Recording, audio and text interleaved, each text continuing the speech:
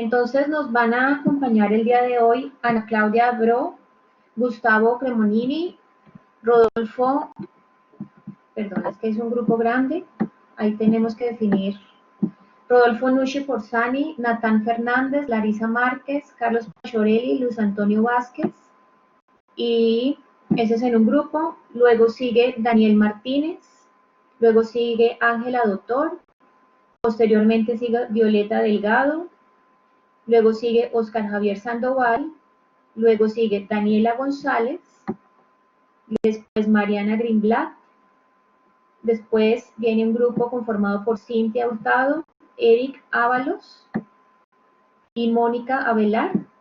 Posteriormente continúa Giovanni Delgado, luego Ivonne Quinche, luego Toa Tripaldi Proaño y Paula Zavala, y finalmente escucharemos a Fabiana Heinrich.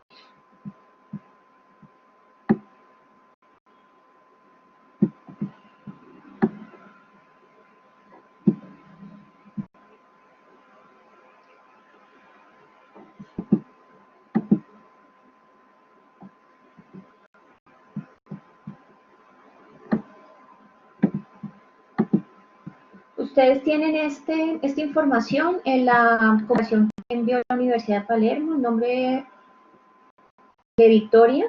Yo de todas maneras voy a copiar en el chat la lista para que ustedes estén atentos en el momento en que corresponde su intervención. Claudia se encuentra, no la estoy encontrando.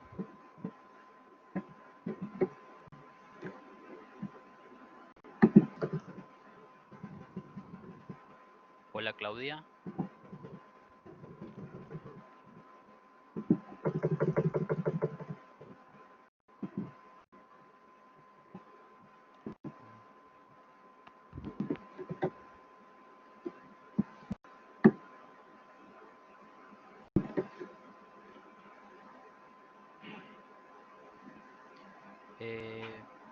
Viviana, ¿podemos continuar con Cremonini?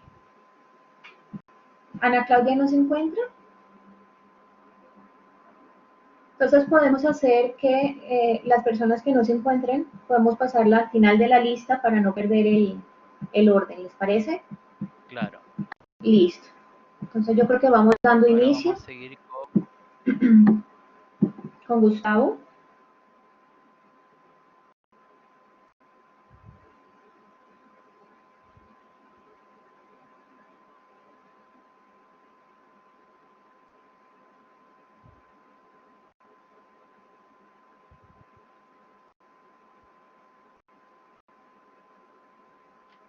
Hola Gustavo, ¿me escuchás?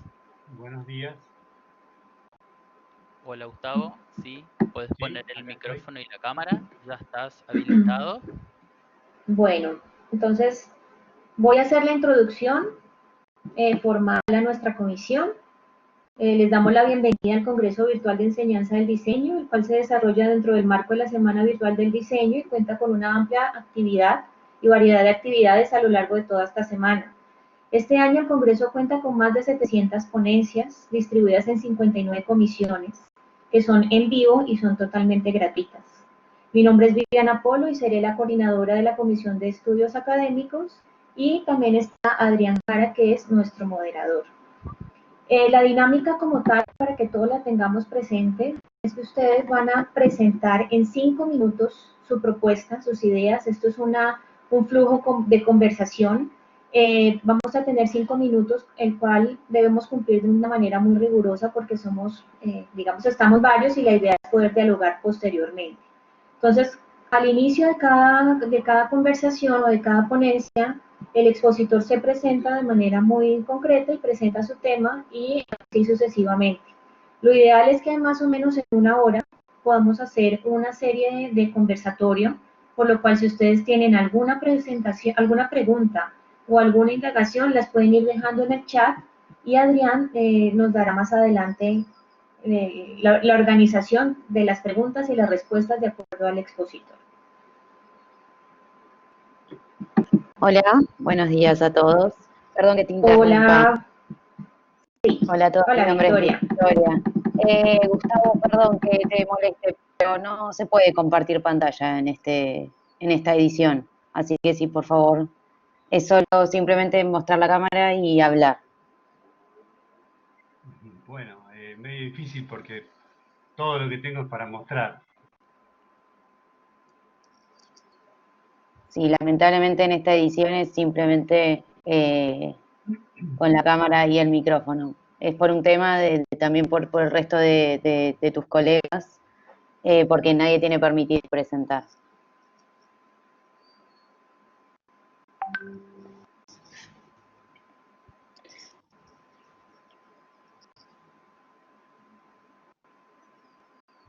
Dame un segundo entonces, por favor.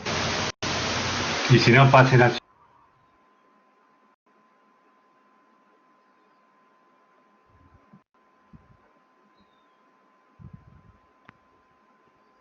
Si querés, en la parte superior de la pantalla tenés ahí la forma de es un cuadradito que te dice para dejar de compartir. O si no, tenés un circulito con un cuadradito. Para poner pausa. Ahí va.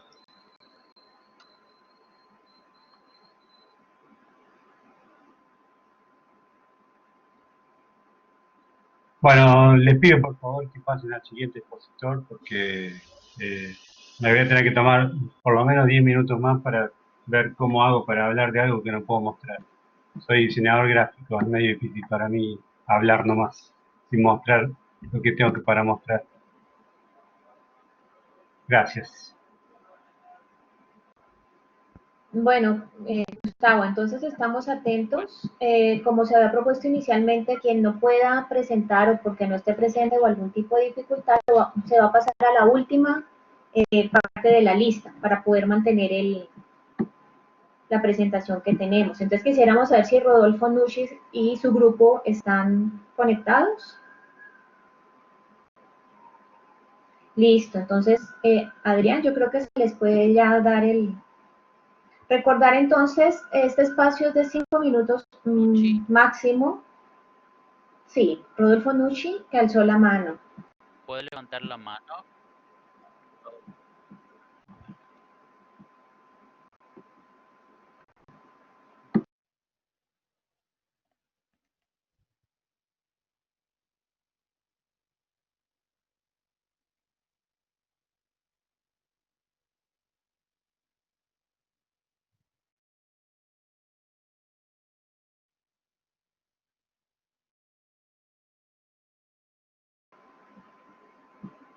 Listo, Rodolfo tiene la mano levantada.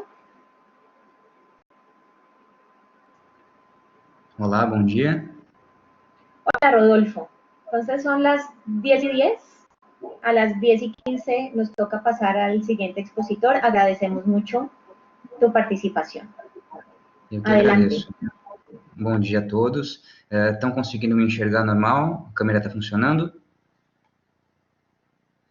Bom, meu trabalho é sobre um trabalho de graduação que eu efetuei 2 anos atrás. No momento eu já finalizei o mestrado, estou no doutorado. E esse meu trabalho foi o processo de análise e desenvolvimento de uma impressora 3D.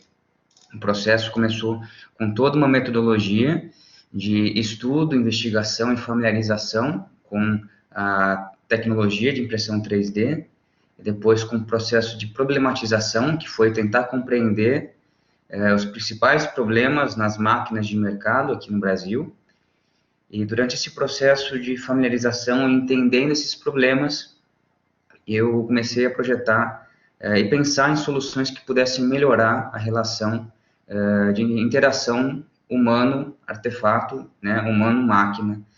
E nesse processo, ao longo de 2 anos estudando, iniciei com um processo também de avaliação, de sketches, de idealização de um projeto, depois com um processo de modelagem 3D do conceito que foi definido, prototipagem com corte a laser e com impressão 3D dos componentes da máquina, a montagem da máquina, com toda a parte mecânica, elétrica, programação, os testes de aferição, e depois com a aplicação dessa máquina para a demanda interna da faculdade. Então, foram prestados serviços de prototipagem para outros alunos no curso de graduação e também para o mercado.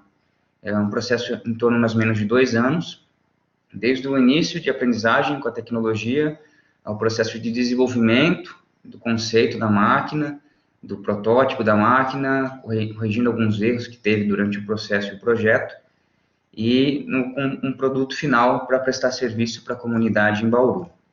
Foram encontrados vários problemas, inicialmente nas máquinas de mercado que a gente tinha no Brasil até 2017, como área de limitação de 20 por 20 por 20 centímetros, impressoras que imprimiam somente uma cor, impressoras que não tinham acesso à internet e que tinham muitas limitações mecânicas e projetuais.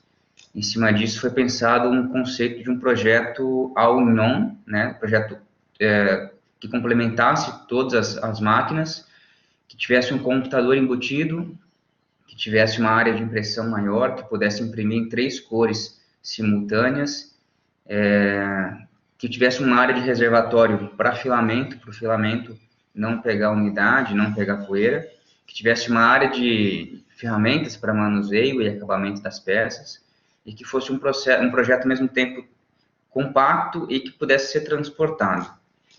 Em cima disso, eu utilizei o Raspberry para auxiliar na parte de controle remoto, foram utilizados alguns componentes novos na época que tinham sido lançados, foi feita toda uma gestão de recursos de importação desses componentes da China para o Brasil.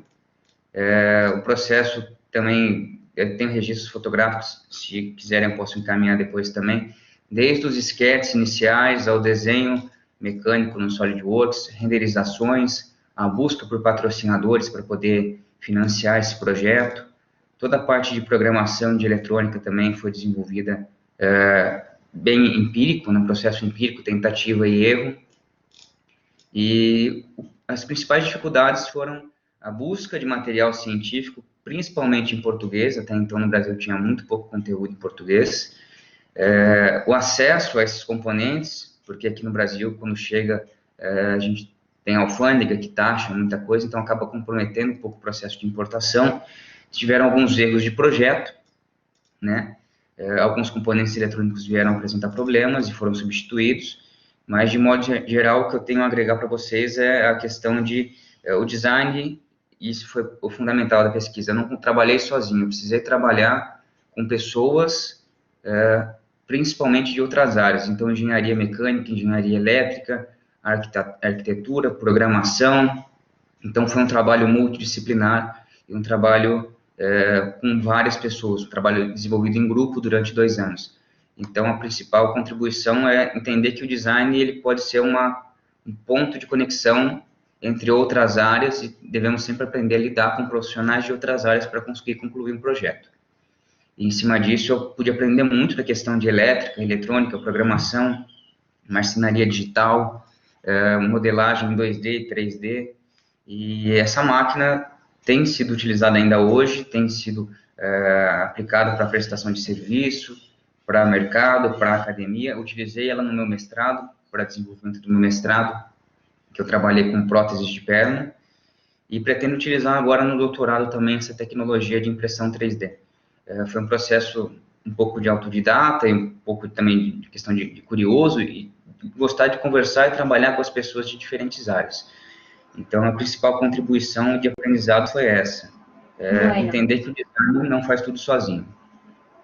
Listo, perfecto.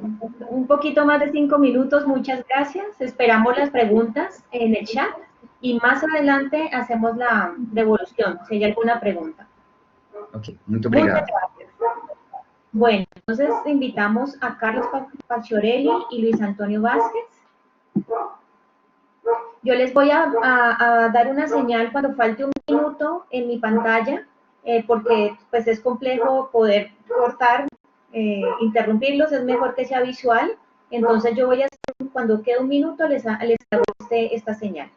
Listo, en mi pantalla para que estemos todos como coordinados.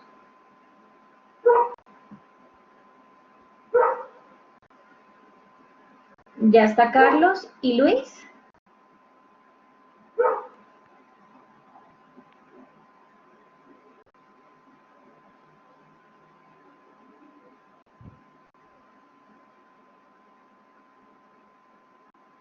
Hola, Rodolfo. Carlos, Luis.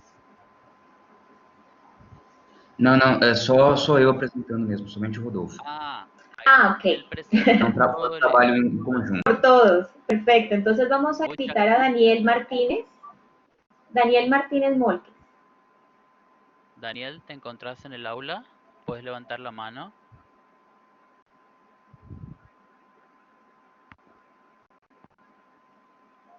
Hola, Daniel. Daniel Martínez Molques. No lo Se encuentra. veo. Podemos Bueno, seguir con Ángela. Doctor. Ángela, ¿te encuentras? Sí, buenos días. Hola, Ángela, ¿cómo estás? Bien, gracias. Lista. Bueno, entonces, por fin atenta a mi imagen para poder hacer el tema de los tiempos. Te escuchamos, adelante. Ok, gracias. Bueno, yo voy a hacer un avance, a mostrar un avance de mi tesis, El vestido y el conflicto. Es mi tesis doctoral del doctorado en diseño de la UP. Mi tesis titulada El vestido y el conflicto se enmarca en un periodo que es de 1984 al 2000 en Colombia y toma como especificidad el caso del vestido y en este caso el jean colombiano. Este periodo de estudio es históricamente catalogado en Colombia como el periodo de narcoestado porque fue el periodo de mayor conflicto político, económico y social causado pues por este fenómeno, el cual puso en riesgo la gobernabilidad del Estado-nación y en este periodo tuvo gran influencia dos carteles del narcotráfico, sus agentes que se convirtieron en agentes modelizantes de la sociedad, instaurando una cultura y esparciendo diferentes producciones culturales que llegaron a ser un punto de análisis como ese espacio cultural y simbólico de interpretación que se propone hacer esta tesis. Entonces el problema se centró en establecer cómo fue ese proceso de traductibilidad que sufre el jean al convertirse en un objeto culturizado y el vestido al convertirse en un objeto culturizado y un dispositivo discursivo de esta narcosfera.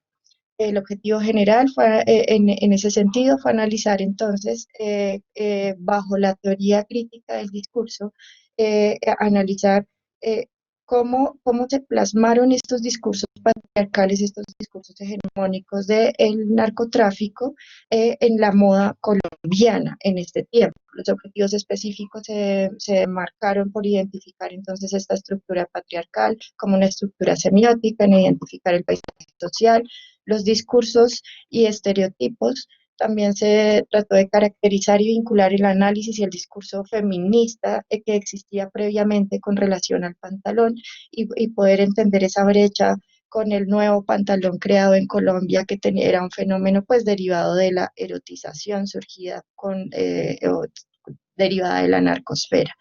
De esta manera poder analizar entonces ese discurso patriarcal y su proceso de feminización y sexualización de la moda. Para esto se trabajó una metodología que partía desde el análisis semiótico cultural a la luz de la teoría de Yuri Lotman y también el análisis de discurso que viene de Lakoff y Johnson, y con ellos hablar desde el discurso, desde las metáforas de la vida cotidiana y las metáforas visuales. Se hizo una revisión del corpus de muchas revistas de moda en las que se pudo analizar a profundidad el arquetipo publicitario, los relatos, el contenido y por supuesto el vestido en sí mismo, cómo varió esa forma, cómo varió la silueta, su campo sintáctico y semántico para ver esta relación discursiva si existía. En ese plano pues cultural se pudo evidenciar la relación directa entre la relación directa entre la transformación corporal y la transformación de la idea de género, en este caso del género femenino y de la mujer, y ese concepto de mujer, cómo se modificó en este periodo de estudio. Esta transformación se logra visualizar en las revistas de moda y entonces se puede llegar a pensar el concepto de mujer desde el vestido y desde la indumentaria y también desde la publicidad de moda. En efecto, se logró identificar unas relaciones de ida y vuelta, pero que son totalmente correspondientes, o sea, no es un azar la erotización, no es un azar la relación discursiva de sometimiento de la mujer en la publicidad, es parte de esa semiosfera o esa cultura narco. Entonces se logra evidenciar este discurso sobre el vestido y la silueta de la mujer. Les decía que el corpus tuvo el análisis de 600 revistas, publicaciones del 84 al 2000, también el análisis de noticias para entender cómo era ese componente del conflicto, la retórica del conflicto y la retórica del vestuario. Y se analizó también la corporalidad en esos diferentes planos para poder ubicar pues el discurso de la moda, el discurso del conflicto sobre el vestido. Bueno, Ángela, muchas gracias. Podemos dejarlo. ¿Perdón? No, está bien así, gracias. Listo, esperamos entonces al final para poder hacer preguntas y abrir un poquito más el tema que nos has planteado. Muchas gracias. Bueno, gracias. Entonces invitamos a Violeta Delgado.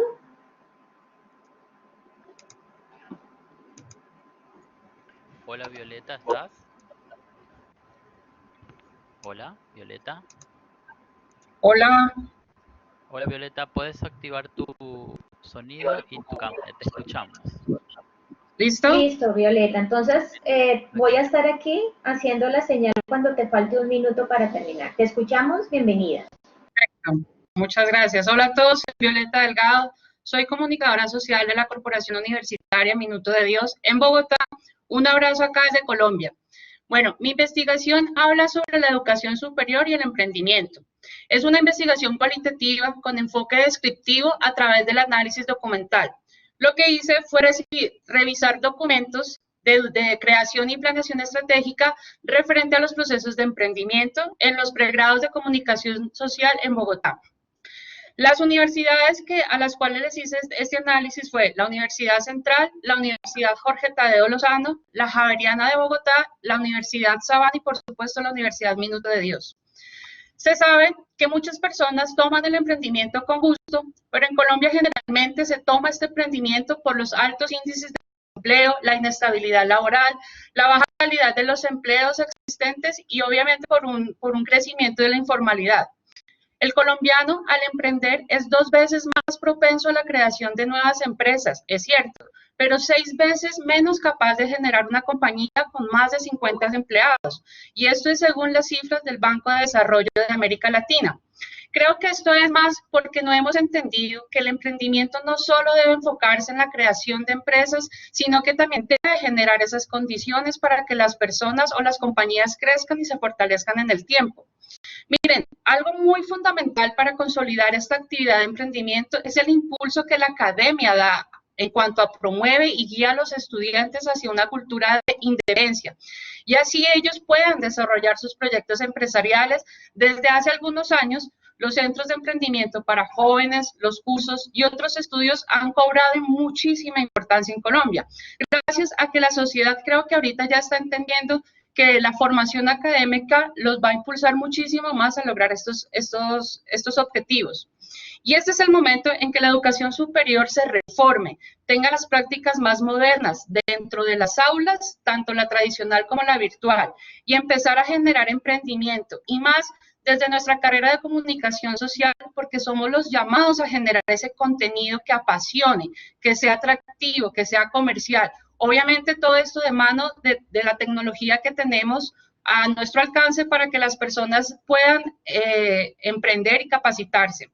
La academia es un ámbito con muchísima credibilidad en nuestra sociedad y es por eso y es fundamental que la academia se pueda vincular con los 3 sectores económicos de modo que tenga mayor solidez y posicionamiento. Aprender a emprender es el reto que hoy tenemos y es allí donde radica la importancia de que este aprendizaje se haga desde la educación formal. Miren, muchos emprendedores tienen el privilegio de estar o haber estado en una universidad. Al estudiar una carrera se abren los horizontes, se aprende sobre diferentes herramientas y se descubren muchísimas oportunidades. Entonces, sobre lo que algunos de nuestros padres nos dicen que la mejor herencia que nos pueden dejar es la educación, pues finalmente tienen razón. Y una de las posibilidades que abre la educación es la posibilidad de emprender.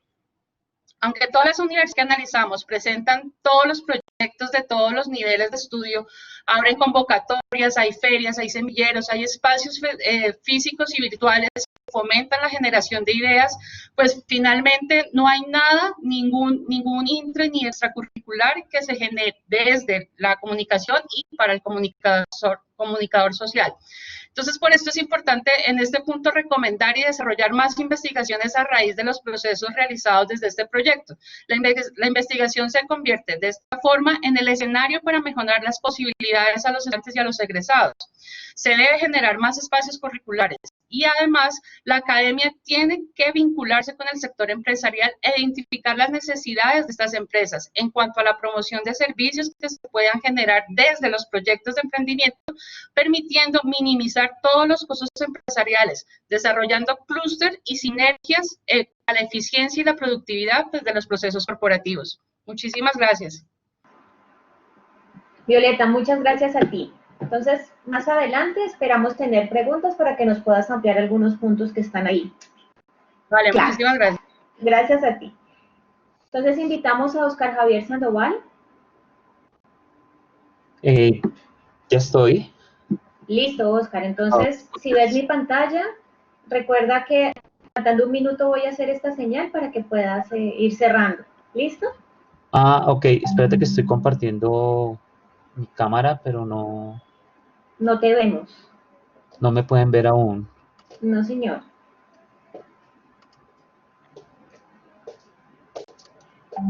Bueno. Adelante entonces y... Sí, claro que sí. Sí, claro, yo soy Oscar Javier Sandoval, soy de la Corporación Universitaria Unitec en Bogotá, Colombia. Un saludo para todos los compañeros en Latinoamérica y en el Congreso. Mi trabajo se llama La acción creadora de la interpretación y está enfocada hacia la reflexión sobre los objetos estéticos. Esto hace parte de un ejercicio de la observatoria visual, las imágenes que nos miran, que hace también a la vez parte de una publicación, donde estamos reflexionando alrededor de la acción creadora del arte. Y en mi caso específicamente, lo que yo reflexioné o lo que estoy proponiendo es la acción creadora posterior al hacer imágenes, que es el de observar imágenes. Es decir, que el observador cuando ve imágenes también está cooperando con la obra y está haciendo una labor creadora desde la interpretación. De hecho, problematizo en el artículo que yo he escrito, problematizo usando la imagen, el caso de la imagen de la niña y el buitre de Kevin Carter. Si recuerdan esta imagen de la niña que está en Sudán cayendo en medio de un desierto y de fondo se ve un buitre, que ha tenido muchos análisis, por supuesto, por la problemática que representó, pero desde mi abordaje es la interpretación que se dio, ¿no? Esta niña que está muriendo, que obviamente por las investigaciones se sabe, no murió ahí, no estaba a 20 metros, perdón, de una población de Ayoy, donde estaban siendo atendidos. O sea, ella no murió allí, ni estaba ni siquiera en peligro pues sí estaba en peligro por la situación, más no murió ahí. Cómo se interpretó. La pregunta es, ¿por qué se interpretó eso? Más allá del mito que después hubo, ¿por qué la gente asumió una información que no está en la imagen? Y se problematiza más, no solo en términos de que, bueno, es que vemos una estepa vacía, pues asumimos que fuera de los límites de la imagen hay un continuo de ese desierto, sino que también se asumió la existencia del fotógrafo. Algo que usualmente no pasa, es decir, cuando hacemos imágenes, nosotros vemos la imagen, pero no asumimos el punto de vista de quien observa. Es decir, la imagen como tal es un fragmento de un mundo que está dado en 360 grados, pero una labor que tiene que hacer el diseñador o el creador de imagen, el fotógrafo, el cineasta, el que ilustra, es dar unos límites a ese mundo que nos va a mostrar. Fracciona mundos. Y esa detección, esa decisión sobre los límites y de lo que queda en la imagen junto con lo que se omite es una labor que debe pensar el diseñador. Porque la interpretación, quienes observamos, no solo nos quedamos con una información que está dada por la imagen, sino que tenemos que asumir ese 360 grados de ese mundo que no vemos. Y ahí hay una labor de interpretación que es creadora desde la observación. Para poder como resolver el problema, obviamente por el tiempo no vamos a entrar como en la profundidad, lo trato de resolver, problematizo teorías, por ejemplo, Barthes con denotación connotación, que por supuesto después de más de 70 años aún sigue dando pie para ser criticada, pero igual se sigue aceptando, pues se sigue como teniendo como referente, y ese plantear, no, hay el punto de vista que yo me a plantear es el de los objetos estéticos, que está por la fenomenología, por Husserl, que plantea que antes de encontrarnos una imagen, nos estamos encontrando un objeto. Es decir, de hecho, aquí vuelve a citarse sin ningún problema, un minuto, perfecto, vuelvo a citar la traición de las imágenes de Magritte, La Pipa, donde de hecho el problema como tal no es el dibujo como tal, sino que yo me lo encuentro en un cuadro.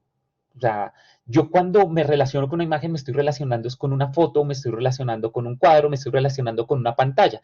Y en el caso específico de La Niña y el Buitre, la gente se relacionó con un periódico, es decir, que alrededor del periódico hubo un montón de información que direccionó también a que se cuestionara, se asumiera lo que pasaba en la imagen y que además se inculpara, en este caso a Kevin Carter, con todo este mito que se armó del fotógrafo que dejó morir a la niña cuando realmente eso no pasó. Por supuesto, les haré llegar, está publicado el artículo para que lo puedan discutir y charlamos ya en un rato en el conversatorio. Perfecto, muchísimas gracias. En un ratico nos vemos nuevamente entonces. Invitamos a Daniela González. Hola. Hola, Daniela. Sí, ¿me ves en la pantalla? Sí, sí te veo, perfecto. Faltando un minuto haré esta señal. ¿Cómo? Faltando un minuto te hago esta señal para que vayas haciendo el cierre. ¿Listo? Ya, okay. Adelante, bienvenida. Bueno, buenos días. El tema que voy a trabajar es parte también de la tesis doctoral que estoy llevando en la UP y tiene por título Las tendencias temáticas del proyecto de título de diseño gráfico, un aporte a la actualización de tópicos, perfiles e identidad para la disciplina. En este sentido, justamente mi objeto de estudio es el proyecto de título de diseño gráfico. ¿Y qué es lo que voy a observar en ello? Voy a observar el interés o las temáticas que se están desarrollando a partir de un análisis de contenido textual, latente y manifiesto de sus títulos. Nos preguntamos entonces por estos nuevos recorridos disciplinares en la búsqueda de una modernización temática que aclare los actuales intereses. En este sentido, identificamos los temas de interés y su frecuencia de aparición durante la etapa final de la formación del diseñador gráfico.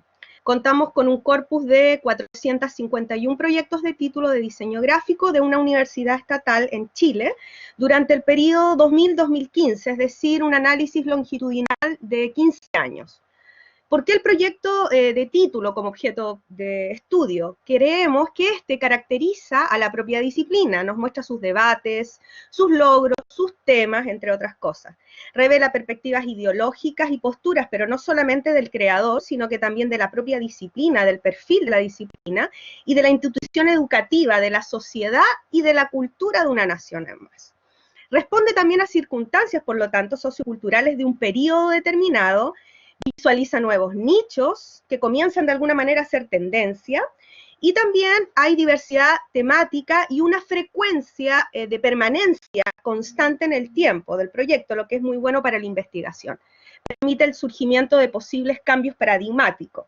Y de alguna manera el proyecto de título tiene un carácter polisémico en su definición, por lo tanto Macebo ya identificaba algunas en el año 2014 como una práctica, como una habilidad, como una metodología, como un pensamiento incluso, como una forma de pensamiento. Para el caso de nuestra investigación, lo vemos como un espacio de creación, como una estrategia formativa, ¿cierto?, que vincula un problema con una solución.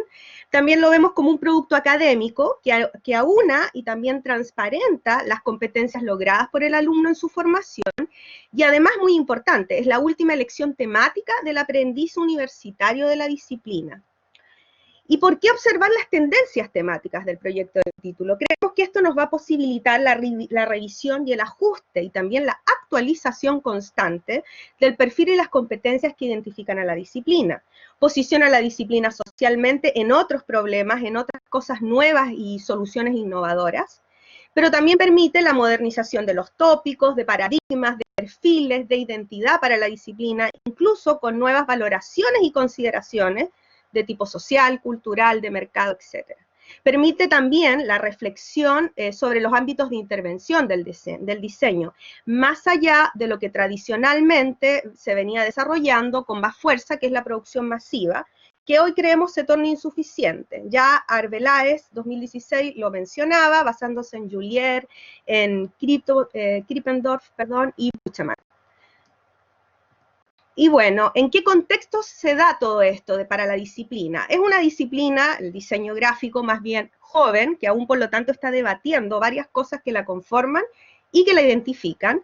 Se juzgan las propuestas proyectuales con discusiones éticas y redefiniciones identitarias, eso es lo que está pasando, y se cuestiona también su dependencia casi exclusiva a la producción mercantil y los objetos de consumo, descuidando muchas veces otras necesidades socioculturales. El diseño, por lo tanto, es invitado a interactuar con la sociedad. ¿Y qué moviliza los intereses temáticos que van cambiando en el tiempo? Los cambios socioculturales, los cambios formativos y los cambios disciplinares. Podemos ver avances tecnológicos, modificaciones de planes y programas, nuevas prácticas, nuevos productos, y por lo tanto el alumno de diseño se adscribe a estos cambios socioculturales, formativos, disciplinares, más su propia percepción personal, y genera entonces estas temáticas. ¿Qué dicen los resultados? Nos hablan de temáticas incipientes, que son relacionadas con estudios teóricos, validación, sistematización, recopilación, investigación, tendencias temáticas de interés sociocultural, como apoyo, ayuda social, enseñanza, aprendizaje y cultura, permanencia de temáticas tradicionales como posicionamiento, difusión, audiovisual, etcétera, y poca frecuencia de aparición y además una disminución en el tiempo de la temática con mayor tradición, que es la mercantil. Concluimos que la elección del proyecto de diseño como objeto de estudio es sin duda un artefacto creacional lleno de información posible de ser, no sé si puedo seguir, ya, bueno, era la conclusión final. Más adelante entonces nos encontramos. Bien, ok. Listo, muchísimas gracias. Entonces bien, invitamos a Mariana Greenblatt. Sí, hola. Hola Mariana, entonces faltando un minuto para el cierre de tu presentación, haré esta señal en la pantalla. Bien. Listo, adelante. Bueno, mi ponencia también está basada un poco en la investigación de desarrollo de la tesis de diseño que estoy cursando, que es sobre la resiliencia de la ciudad de Buenos Aires a través del diseño urbano en búsqueda de la humanización urbana. En este caso lo que quise fue adaptarla justamente a los nuevos protocolos de protección frente a la pandemia que estamos viviendo todos, lamentablemente. Ya hace más de 5 décadas que las ciudades se encuentran en una constante transformación, ¿sí? Ya a partir del año 60, con el desarrollo del transporte, aportó la migración de los pueblos y los campos a las ciudades, aumentando el crecimiento poblacional, el cual empezó a exigir una mayor fluidez en todo lo que es movilidad y transporte, y exigiendo asimismo un espacio mucho mayor en lo que es en lo que son las calles, ¿sí? El diseño urbano. Y el espacio público empezó a tener solo la utilidad de un lugar de paso entre un origen y un destino, deshumanizándolo, ¿sí? Se empezó como a desvalorizar mucho ese espacio público. Hay Jan Gehl, que es un arquitecto y urbanista danés, siempre hace hincapié en la experiencia diaria que tienen los ciudadanos de las ciudades grandes, que viven en constante encuentro con obstáculos urbanos, con el ruido, la población, la polución, el poco espacio público y por lo general en muy mal estado, y el alto riesgo a los accidentes. Y por suerte, bueno, ya desde hace por lo menos 10 años que el diseño urbano y la planificación urbana empezó a enfocarse más en lo que es la prioridad peatón, en la movilidad sustentable, en devolverle el espacio público a las personas, ¿sí? El que tanto se le destinó siempre a los autos, y se empezó a adquirir el concepto de humanización urbana, del derecho a la ciudad, ¿sí? Y de tener una movilidad más segura para todos. Pero bueno, este proceso, lo que estamos viviendo, a todos nos encontró ahora el distanciamiento social. O sea, a través de esta pandemia, en el mundo entero tuvieron que cambiar la forma de vida, la gente empezó a cambiar su forma de trabajar, de estudiar, de movilizarse, de socializarse, de trasladarse, cómo adquirir los alimentos. Y en Argentina se tuvo una ventaja, que fue que en tiempos de pandemia se encontró un mes atrasado con respecto a otros países, por lo general europeos y asiáticos, y lo que le permitió que ante los primeros casos, ya el 19 de marzo, se declaró el aislamiento social preventivo y obligatorio para todos los habitantes, ¿sí? Los que le permitían solamente desplazamientos mínimos y de cercanía para aprovisionarse de alimentos, medicamentos o productos de limpieza. Bien, bueno, cierro, voy. A nivel planificación urbana, entonces voy directo al grano, se tuvieron que rediseñar las calles. En una primera etapa fue para poder dar accesibilidad y fácil circulación a todo lo que era vehículos de emergencia, personales esenciales, empleados de salud, de seguridad y al transporte público. Justamente esto, dando espacios públicos para evitar el contagio masivo, ¿sí? Preparando la ciudad para que ellos puedan circular, y en una segunda etapa, para poder reactivar la economía y recuperar las calles, bueno, se tuvo que rediseñar nuevamente el espacio público, dejándole el espacio que antes usaban los autos a los peatones, y que ellos puedan poder ir a los comercios, poder circular, poder hacer la fila para un transporte público y siempre mantener los 2 metros del protocolo de distanciamiento social. Para cerrar, simplemente enfocarnos en que, bueno, las ciudades viven en una constante transformación, buscando siempre el espacio público adecuado para la gente, y que pudimos ser testigos como la resiliencia del diseño urbano pudo aportar esta ayuda para permitir a la gente volver a las calles y poder reactivar los comercios. Bueno, muchísimas gracias. Nos vemos entonces en un rato en la sesión de preguntas. Bueno, entonces llamamos a Cintia Hurtado, Eric Ábalos y Mónica Avelar.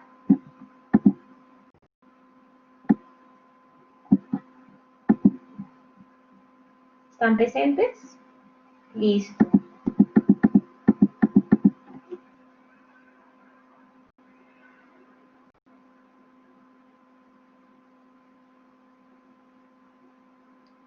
Adrián.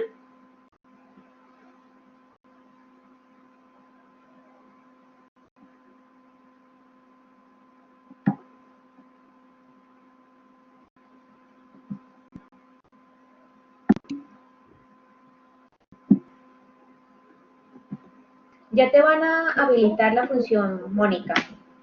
¿Ya la tienes habilitada?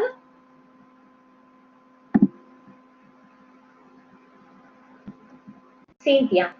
Sí, ya está. Hola, Cintia. Hola a todos. Listo. Si ves mi pantalla, faltando un minuto te haré esta señal. Perdón, falta Mónica, que ella es quien empieza y yo termino. ¿Van a presentar los tres? No, solo Mónica y yo. Eric está presente, pero él no va a presentar. Va a ser Mónica empieza y después yo continúo.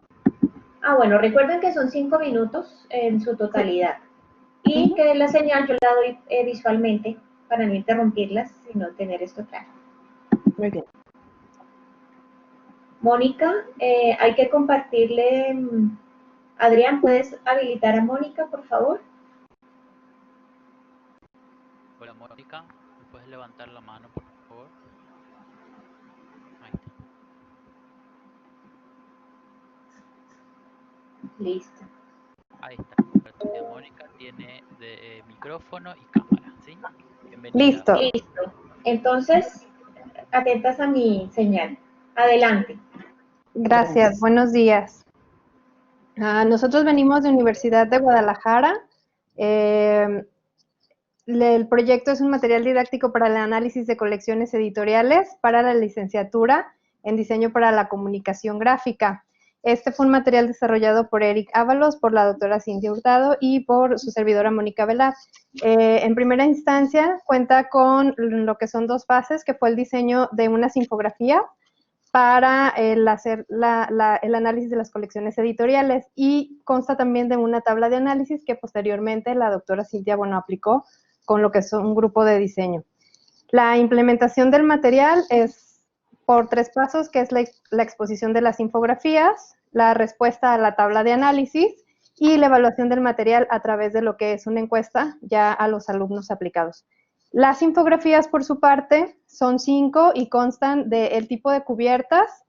La segunda son elementos de las cubiertas o que contienen las cubiertas. La tercera es una sumatoria de los elementos para saber de qué manera están aplicando los alumnos este análisis o estos elementos y cómo los evalúan. La cuarta es una comparativa de resultados que se hace con lo que están trabajando los alumnos. Y la quinta son las características de la colección, y con ello los alumnos lo que hacen es un diseño de portada para colección de libros. Entonces le cedo la palabra a mi compañera Cindy, que ella les explique. Gracias. Muchas gracias.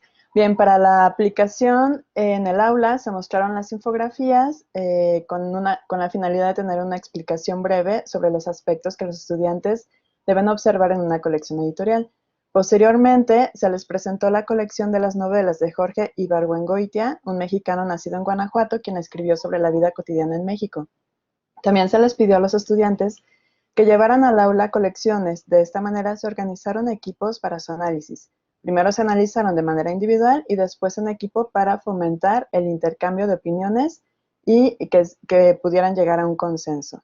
Las colecciones que llevaron los estudiantes fueron 3, 2 de cuentos infantiles de autores diversos, cuentos de Disney y cuentos clásicos, y una colección para adolescentes llamada Los Guardianes de William Joyce.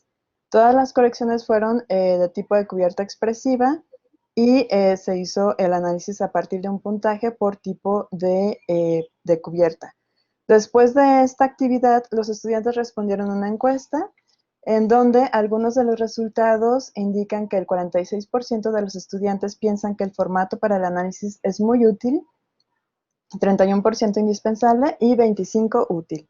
El 100% volvería a utilizar este formato. También se les pidió que mencionaran 3 ventajas con respecto a su uso, y lo que dijeron es que es práctico, ayuda con la organización de los elementos de una cubierta, proporciona bases para definir lineamientos para el diseño de un libro, ayuda a un mejor manejo estructural y a definir jerarquía. También se les pidieron que nos mencionaran las desventajas, a lo que ellos dijeron que son muchos aspectos que cuidar, demasiados elementos y muchos requisitos que lo pueden hacer un poco complicado. Como conclusiones de la aplicación, se puede decir que este ejercicio fue muy interesante porque los estudiantes pudieron identificar aspectos de una colección de portada que no habían considerado anteriormente.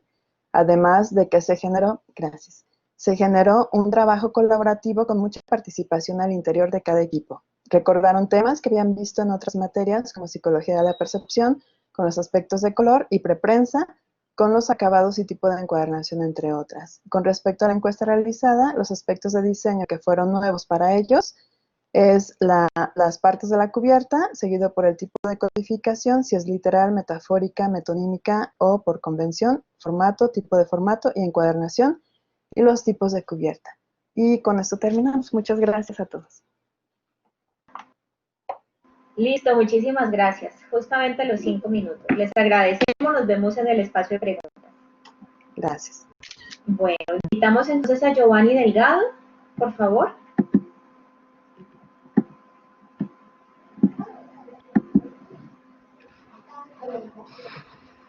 Hola Giovanni, ¿cómo estás?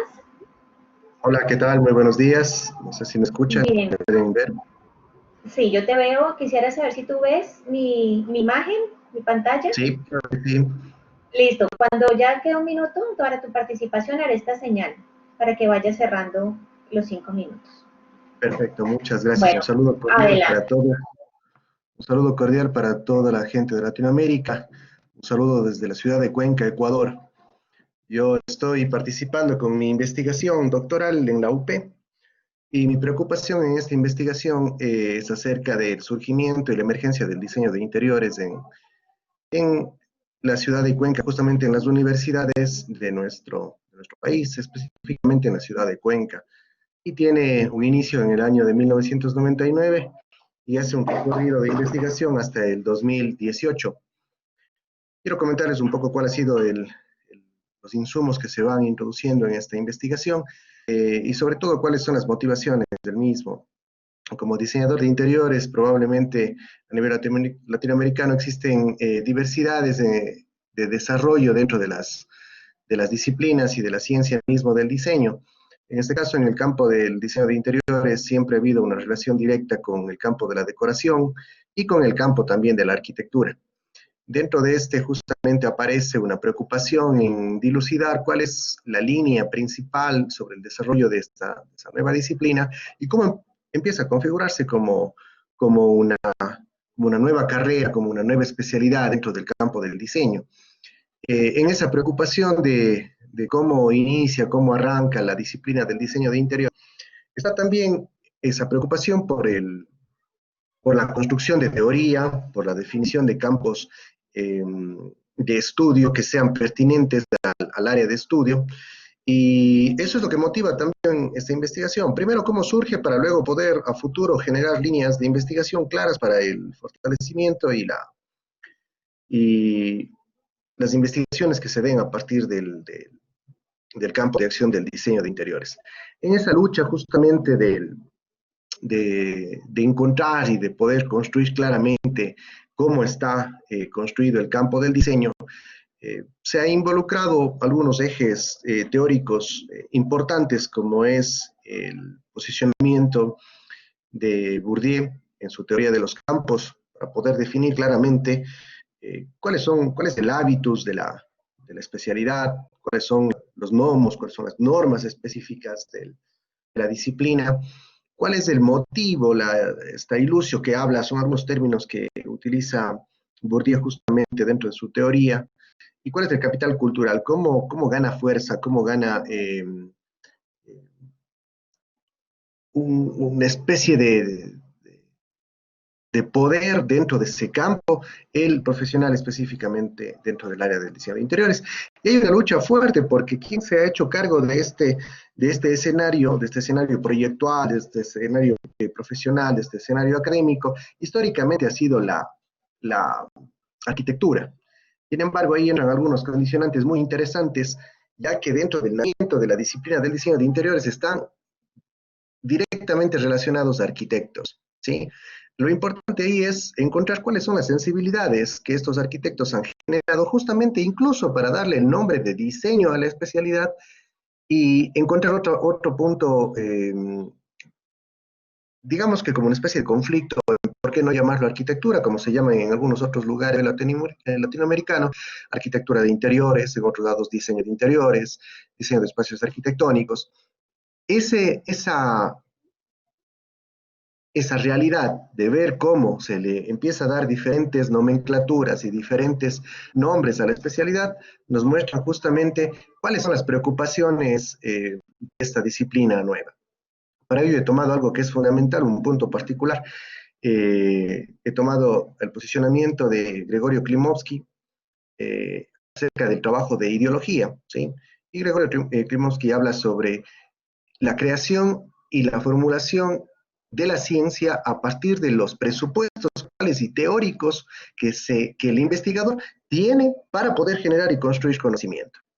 Entonces, la ideología, tomado desde el posicionamiento de Klimovsky, en el proyecto que estoy yo trabajando, es fundamental porque es una columna vertebral que va por toda la investigación, desde el levantamiento de información empírica, desde el estudio justamente empírico de los resultados, de los estudios de los proyectos de fin de trabajo de las dos carreras, nos van a mostrar esos resultados, ¿sí? Eso les cuento hasta ahora, que es justamente lo que vengo trabajando e investigando, y es un tema que también me apasiona mucho porque es una problemática, creo yo, a nivel latinoamericano muy interesante. Bueno, muchísimas gracias, Giovanni. Nos vemos en un rato en la sesión de preguntas. Gracias. Bueno, invitamos a Ivonne Dorelli Quinche. Sí. Está presente. Hola, ¿cómo estás? ¿Sí me escuchas? Sí, ¿me ves?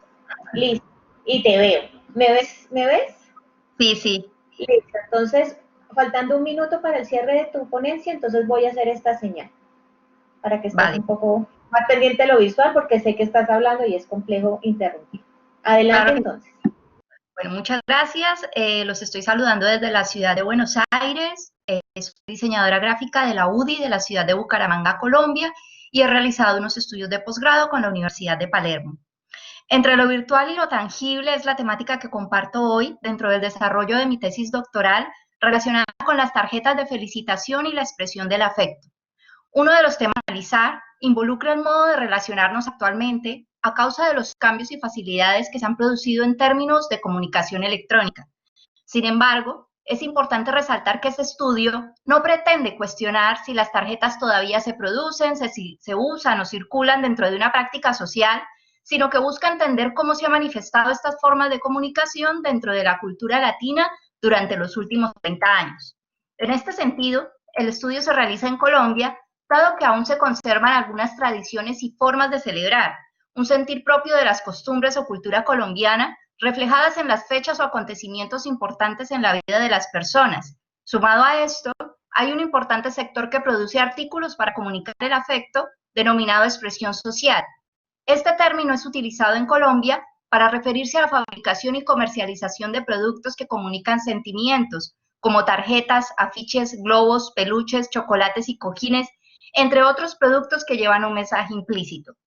Si bien estos productos también se han desarrollado y estudiado en otros países como Estados Unidos, la relevancia académica en español acerca de la temática ha sido escasa. Y en este sentido, entender los afectos y las emociones desde una cultura latina, empezando por el idioma, presenta diferencias y particularidades que merecen ser exploradas. Emily West, en su tesis doctoral en comunicación de la Universidad de Pensilvania, hace una sugerente apreciación que influye en el enfoque de mi tesis, abro comillas. Hablar de tarjetas es hablar de comunicación. Es otra forma de acceder a los supuestos culturales sobre cómo nos conectamos con los demás, sobre cómo la mediación afecta este proceso y sobre cómo se relacionan los reinos públicos y privados, cierro comillas. Decir todo esto parece una obviedad, pero las tarjetas de saludo o felicitación, al ser tan personales y masificadas al mismo tiempo, requieren un análisis que reflejen cuáles son esos sentimientos, emociones y opiniones que se producen.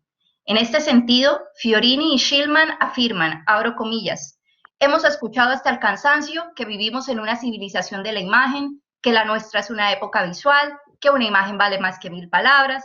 Lo cierto es que más allá de estas definiciones del sentido común, la omnipresencia de la imagen dificulta la posibilidad de comprender su sentido. Cierro comillas. Uno de los aspectos que se está explorando y desarrollando en el trabajo de campo tiene que ver con la búsqueda de significados de estas tarjetas como piezas gráficas tangibles frente a las tarjetas electrónicas o saludos que se envían mediante aplicaciones y redes sociales. En entrevista personal con Jairo Rueda, creador de la marca Timoteo hace más de 30 años en Colombia, explicó al respecto dos enfoques. Por un lado, comenta que una felicitación por WhatsApp es una tarjeta menos que se vende, pero las tarjetas como tal tienen una forma de comunicación especial que no da la virtualidad. Asimismo, considera que puede que cada vez se vendan menos tarjetas, pero también tienden a ser más exclusivas. Por otro lado, la virtualización le ha permitido activar los canales de comercialización para quienes todavía quieren encargar o hacer llegar una tarjeta tangible de su marca sin necesidad de dirigirse a un establecimiento comercial.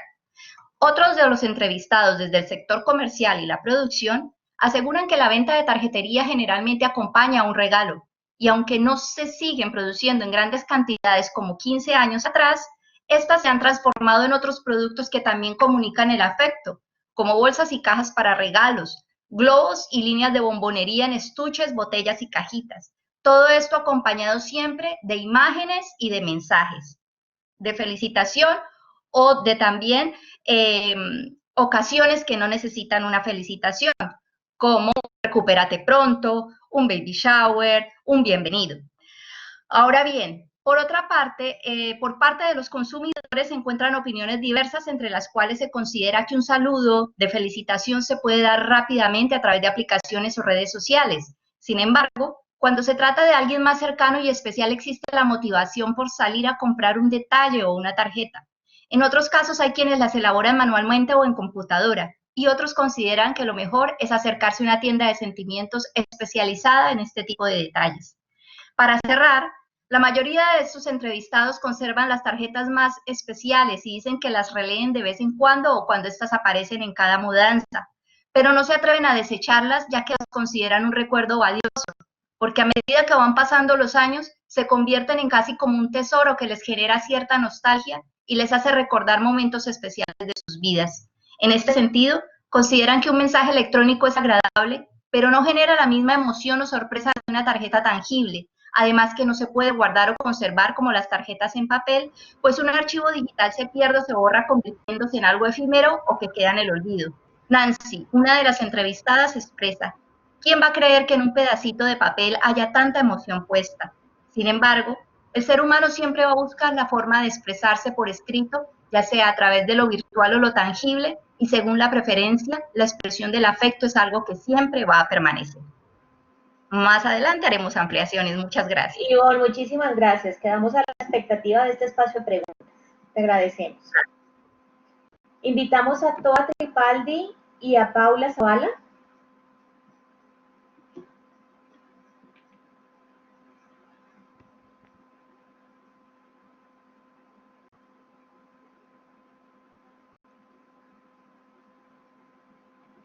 Toa y Paula, ¿están presentes? Parece que no, está Toa y Paula. Y Paula. Entonces llamamos a Fabiana. Olá, Hola Fabiana, ¿cómo estás? tudo bem? Muy bien, entonces tenemos 5 minutos. Faltando 1 minuto, yo haré esta señal en cámara para que puedas ir cerrando tu presentación. Tá bem, muito obrigada. Boa tarde a todos e todas. Meu nome é Fabiana Henrich, eu sou professora no curso de Comunicação Visual Design da Escola de Belas Artes da Universidade Federal do Rio de Janeiro, e eu vou apresentar aqui brevemente um pequeno ensaio intitulado Institucionalização e Subjetividade na Metodologia Projetual do Campo do Design. Esse ensaio tem consonância com a minha dissertação de mestrado, que foi orientada pelo professor Alberto Cipiniuc na PUC-Rio, Pontifícia Universidade Católica do Rio de Janeiro, intitulada Design e Crítica à Noção de Metodologia de Projeto, na qual a gente discute a posição da metodologia de projeto como um norte, né, como uma noção central que orienta a prática no campo, e discute também um pouco das implicações do conhecimento no campo do design primordial se dá através de um pensamento metodológico, né?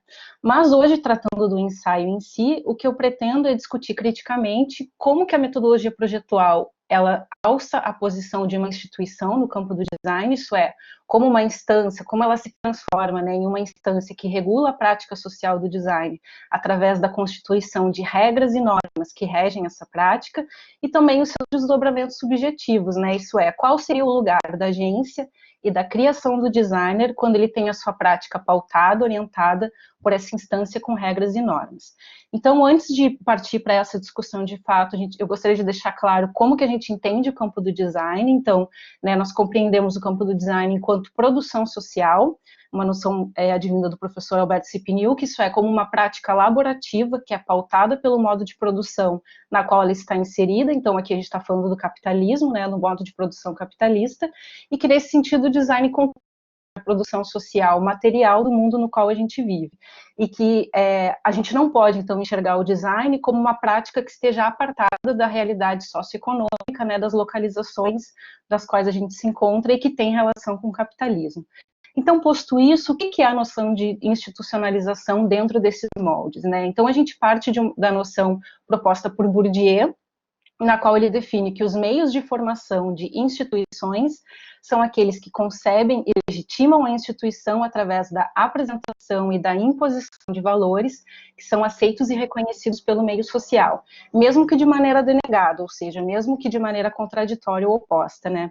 Então, visto que essas relações de institucionalização, que são também relações de legitimação e dominação, elas acabam sendo naturalizadas, um dos pontos do ensaio é entender como que a gente naturaliza a questão da metodologia de projeto, né, enquanto uma instituição, um norte para o nosso fazer, e como que a gente tem que desvelar essa ideia, então, né, dessa naturalização, que isso é algo socialmente, historicamente construído, não é algo inerente ao campo.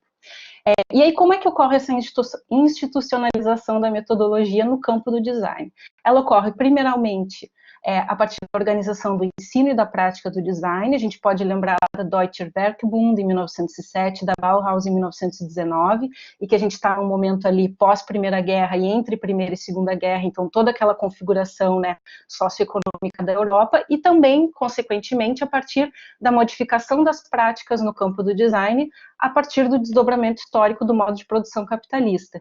E aí, trazendo, né, de fato, para o campo, a gente tem um trabalho que é cada vez mais sistematizado e seriado. Então, vendo num espectro mais amplo, a gente lembra dos modelos fordistas e tayloristas, e trazendo para o design, a gente vai ter, então, né, os métodos, as metodologias mais rígidas dos anos 60 e 70, passando para os métodos ágeis, flexíveis e colaborativos que são utilizados atualmente. E a subjetividade, então, onde ela entra, né? Nesse trabalho, que acaba sendo um trabalho cada vez mais sistemático e seriado, que é um trabalho que, então, deixa pouco espaço, digamos, a gente considera, para essa agência e subjetividade, mas que ainda assim, por vezes, é reconhecido como um trabalho que vem de um gênio criativo, né, da ideia de uma criação do designer enquanto um criador, né? Então, o que a gente identifica é que, na verdade, parece haver um pouco espaço para a subjetividade. Ainda que a subjetividade seja construída, produzida e reproduzida socialmente, isso é, né, nós somos distintos indivíduos, mas essa distinção, né, e essa proximidade que a gente dá à cidade de forma coletiva, ainda assim ela também é pautada por esses preceitos capitalistas, né, da sociedade em que a gente vive. Então tem até um autor, que é o Ali Mould, que ele fala que a própria dimensão criativa, contemporaneamente, ela foi sequestrada pela lógica do capital, então que a gente deveria pensar tudo aquilo que a gente chama como inovação, ou algo, né, diferente, criativo e de criação, em que medida ela condiz com o que o modo nos apresenta e nos coloca como possibilidade, e em que medida a gente pode ir além dele também. Então, aqui eu vou já encerrando, porque a gente tem um pouquinho de tempo, né, acho que eu já esgotei.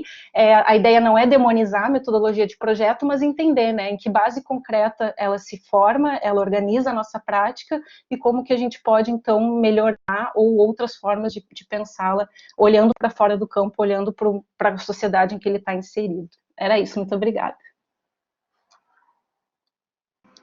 Fabiana, muchas gracias. En un rato nos volvemos a ver para las preguntas. Bueno, hemos acabado en el orden que teníamos. Tenemos unos conferencistas pendientes. Quisiera saber si ya se pudieron conectar o están preparados para la presentación. Tenemos pendientes, si me confirma por favor, Ana Claudia, al profesor Gustavo Cremonini, a Daniela Martínez, ya les voy confirmando.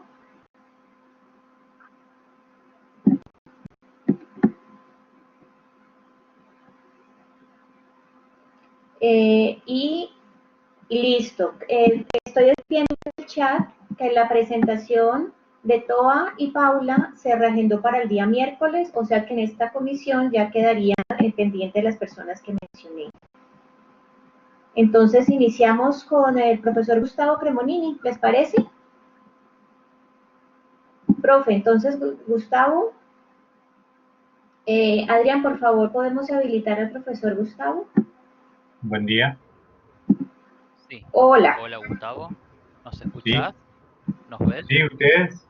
Gustavo. Sí. Listo, Gustavo. Entonces, faltando un minuto para el cierre. Yo te estoy viendo. ¿Tú me ves? Ahí está, ahora sí.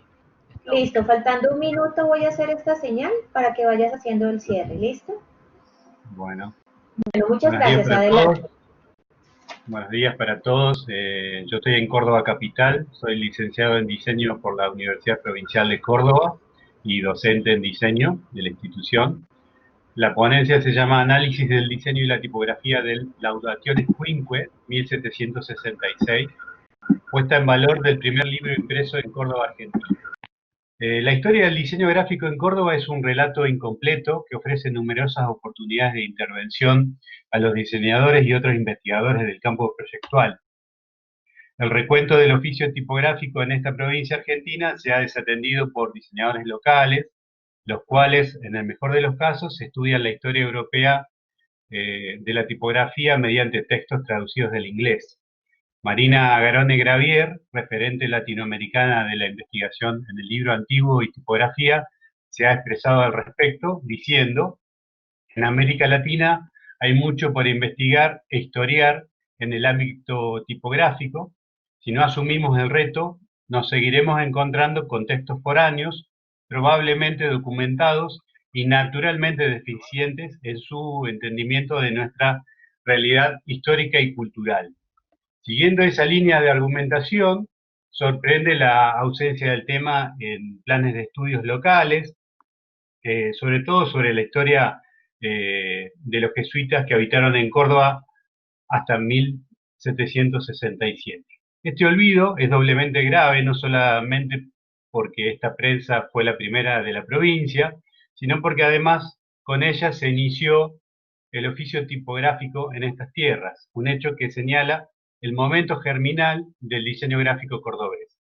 La investigación se enfocó en este acontecimiento trascendente a partir del análisis del libro mencionado, Laudationes Quinque, en 1766. Si bien la importación de dicha máquina y la producción de sus impresos fueron abordados por numerosos bibliógrafos como Toribio Medina, Bartolomé Mitre, Guillermo Furlong, sus enfoques han sido históricos y literarios, carentes de perspectiva respecto del diseño, que fue particularmente en lo que se enfocó este trabajo.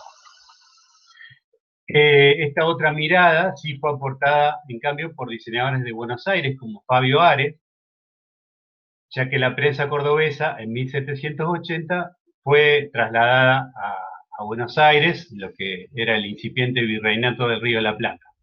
Sin embargo, sus investigaciones se focalizan en la producción capitalina en Buenos Aires, por lo que los impresos cordobeses estuvieron invisibilizados por muchísimo tiempo. Estos abordajes puramente históricos y las investigaciones bonaerenses existen, pero había un vacío que llenar, y a fines de aportar al posicionamiento y fortalecimiento del diseño local, se inició esta investigación pretendiendo contribuir a este sentido, enfocando esta prensa y primer libro en Córdoba dentro del campo proyectual, estudiando entonces aspectos marginados, ignorados o desconocidos por otros investigadores. Este estudio histórico-técnico del diseño y para el diseño aspiró a rescatar las raíces cordobesas de la disciplina con la convicción de que es importante legitimar su origen, reforzar su identidad regional en el presente y fomentar el interés por las investigaciones en torno a la historia del diseño cordobés. Como señala, por ejemplo, el historiador del diseño gráfico Philip Mex, una profesión que no hace una reflexión sobre sí misma basada en el conocimiento del pasado, con una adecuada comprensión del presente y una proyección hacia el futuro, no termina de establecerse como portadora de un conocimiento específico y necesario para realizar una investigación concreta, socialmente reconocida en su especificidad. Algunas de las etapas del proyecto son estudio de las fuentes secundarias, los libros mencionados, búsqueda de las fuentes secundarias, como han sido la prensa y el libro, relevamiento del campo, señalización y catalogación de estos espacios, consulta de bibliografía especializada, por ejemplo, entre los mencionados Mex y Garone Gravier, y un análisis en el campo proyectual. Se estudiaron entonces todos los aspectos que tenían que ver con el diseño gráfico de ese libro, desde el análisis tipográfico, de la composición de página, y muchos aspectos históricos que hoy se siguen replicando desde el diseño editorial. Y por último, uno de los objetivos de la investigación era la difusión en el campo académico-cultural, y nosotros hemos podido realizar un evento que ya lleva 6 años, que se llama Jornada de Diseño y el libro y la tipografía, que realizamos en Córdoba cada año. Muchísimas gracias. Muchas gracias, Gustavo. Nos vemos ahorita en el espacio de preguntas. Bueno, llamamos a Daniel Martínez.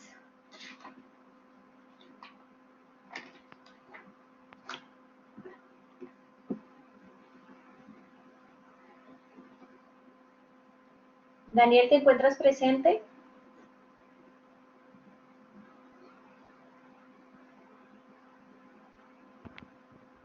No está respondiendo Daniel. No está. Bueno, yo tengo en mi lista, como hicimos unos cambios, para que por favor, Adrián, me ayudes a confirmar si la primera ponencia que estuvo a cargo de Ana Claudia Bro fue la que realizaron. Esa está pendiente. Ana Claudia no está, tampoco. No está. Listo, entonces esa queda. Estaríamos terminando.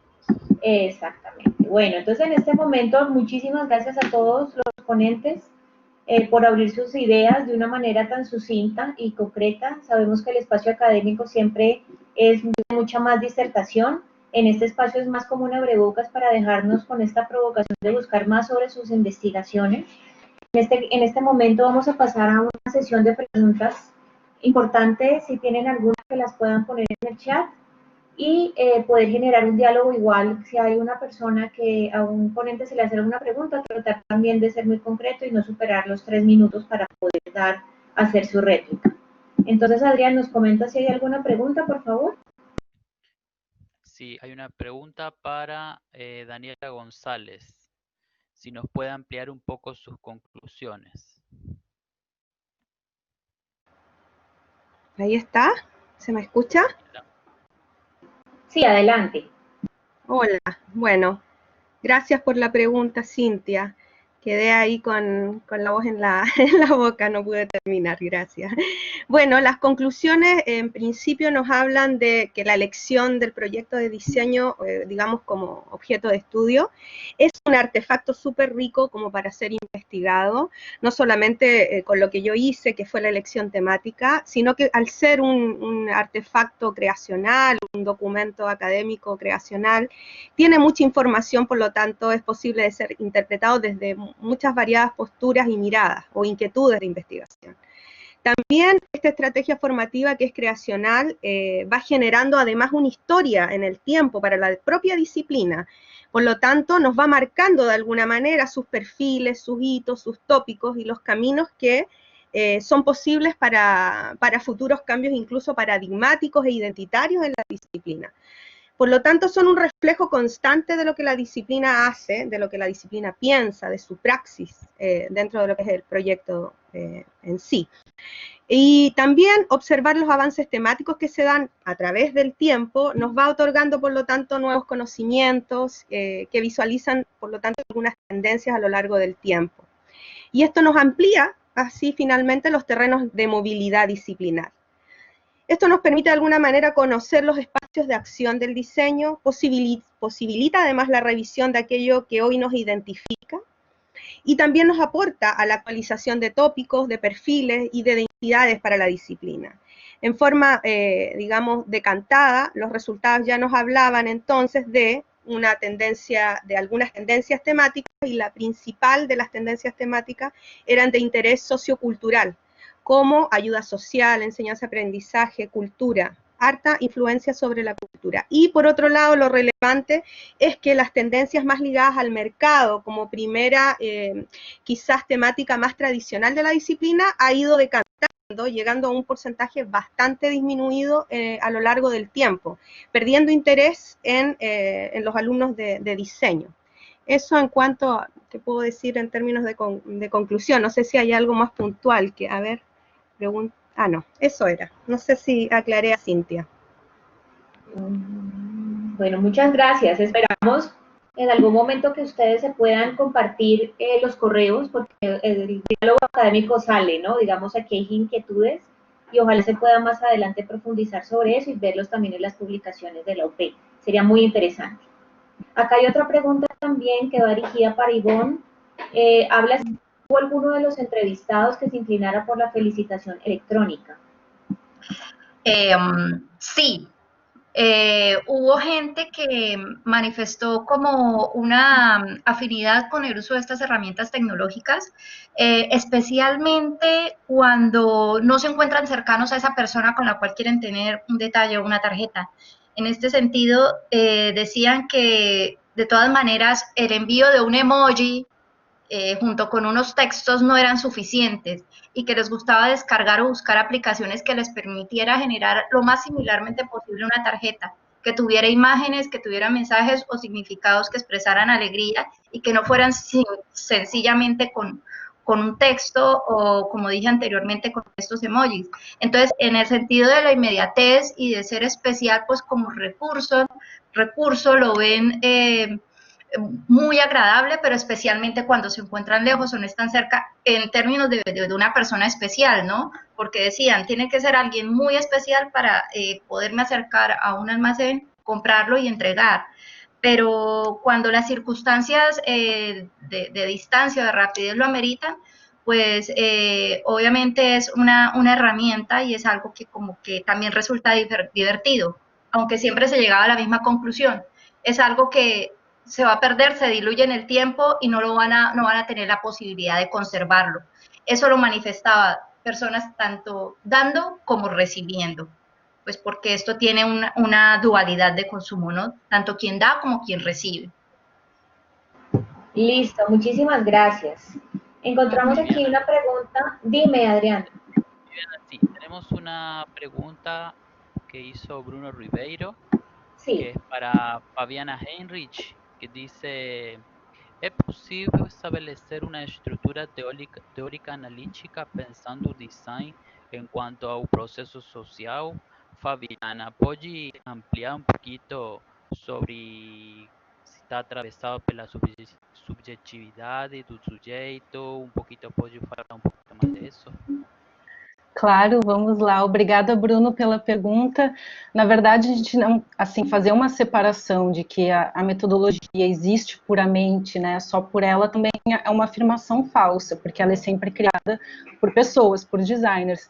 Então, na verdade, é sempre uma questão dualista, né, assim, de dois pontos, dialética. A gente está sempre pensando a ação do sujeito, né, e essas estruturas que são criadas por esse sujeito. Então, óbvio que a gente sempre vai ter a questão da subjetividade, né, perpassando toda a construção dessas estruturas, dessas instituições com as quais a gente trabalha. O que acontece nessa mudança que tu colocas aqui no final da tua pergunta, né, a partir da década de 80, se a gente teria um espaço maior para esse sujeito, porque a gente tem, né, todo o conhecimento se desloca nesse sentido, o conhecimento ocidental, né, para essa preocupação maior com o sujeito, o pós-estruturalismo. A crítica que se faz é que mesmo essa movimentação para o que é, né, o papel desse sujeito, ela também acaba sendo pautada por essas estruturas. Então, assim, a estrutura, digamos que quem faz a estrutura não larga o osso tão fácil, né? Então, depois vou colocar aqui no chat um texto que é bastante importante de um autor, é Erdem Demir. Ele fala, né, do campo do design e da emoção, então conceitos, argumentos e ferramentas de questões atuais, em que ele justamente discute isso, assim, o que é, a gente hoje fala, né, de design centrado no usuário, design de experiência, o que é falar dessas questões? Será que de fato tem uma preocupação humanista, ou é mais esse movimento todo, né, do modo de produção, de novas formas de conceber e de vender mercadorias, que faz com que a gente transforme o que antes era o nosso centro, que digamos que fosse o objeto, e agora pensar esse usuário. E aí, indo mais além, né, o que é pensar o usuário? Quem somos nós, designers, digamos assim, para, né, nos colocarmos na posição de saber o que a outra pessoa deve sentir, o que ela deve experienciar através dos nossos produtos? Será que a gente tem, né, conhecimento e tem tanto poder, digamos assim, para fazer isso?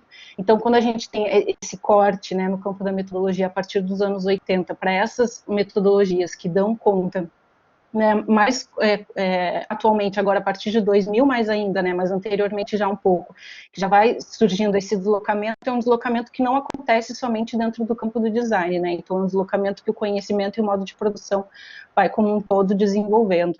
Então, nesse sentido, por isso que é importante olhar para fora, para ver como que isso se molda do lado de fora e não só internamente. Não sei se eu te respondi, Bruno, espero que sim. Muito interessante, Fabiana, muito obrigado. Gracias. Bueno, también vemos una pregunta para Gustavo. Esta la hace Cintia. Y pregunta qué hallazgos encontraron con respecto a la composición de la página. Bueno, ¿ahí se me escucha, no? Sí. Sí, te escucho. Sí. Espero que todos te podamos escuchar.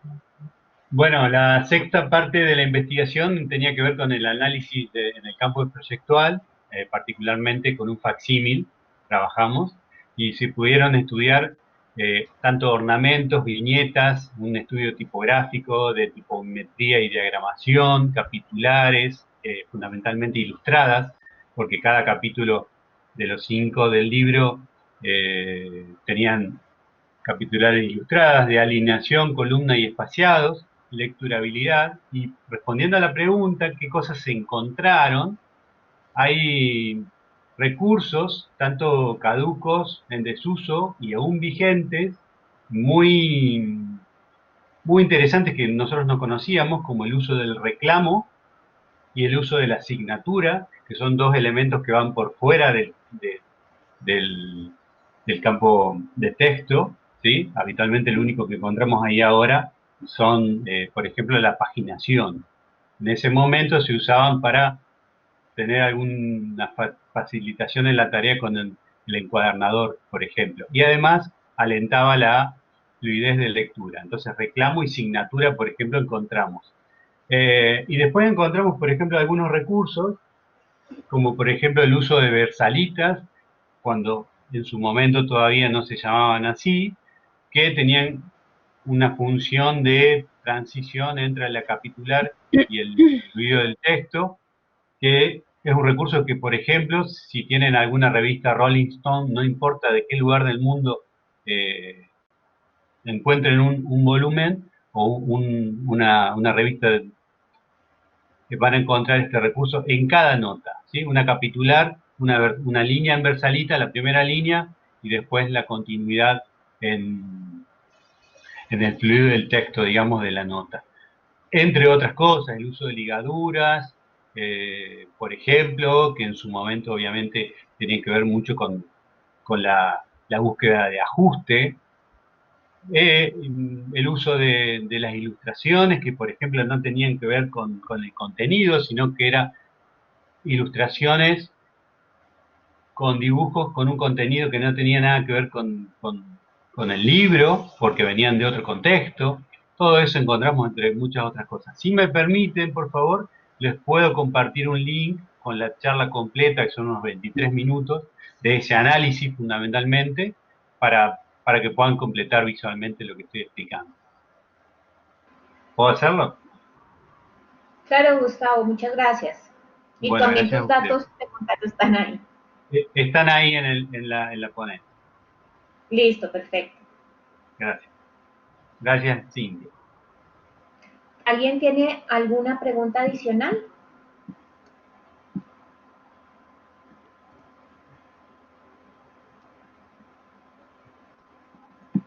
Bueno, entonces yo voy a hacer una serie de preguntas.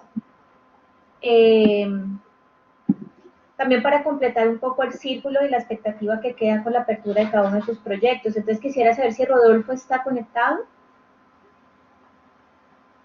del grupo Angra.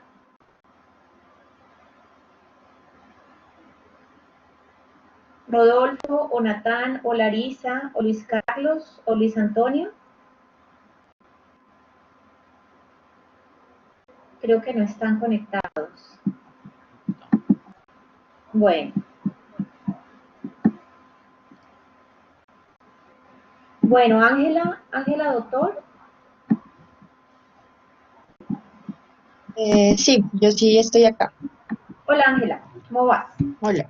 Bien, Bueno, gracias. tratar de resumir en una pregunta, hacer preguntas es complejo siempre y cuando el tema se pueda, digamos, o lo dejamos abierto, no necesariamente que sea una pregunta que se resuelva, sino una inquietud que me surge escuchándote acerca del tema del vestuario o la moda como tal en Colombia en este periodo, lo que estás haciendo en un análisis en clave de diseño, entiendo.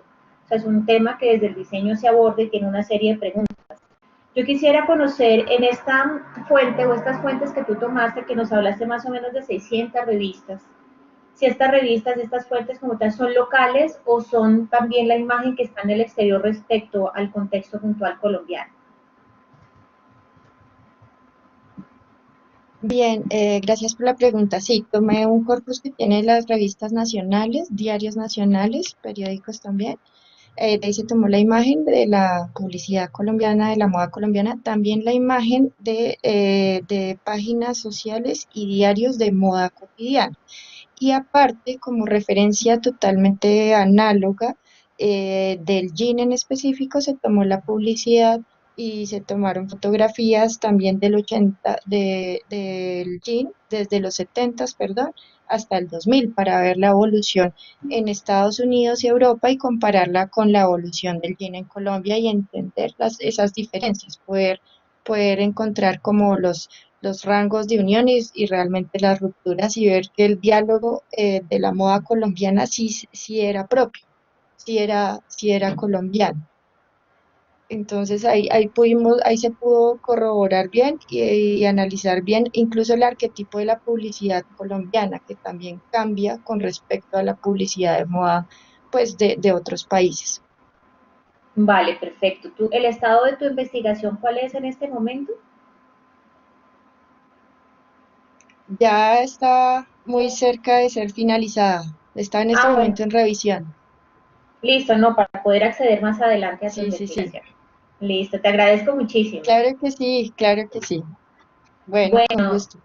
Que estés muy bien. Violeta se encuentra.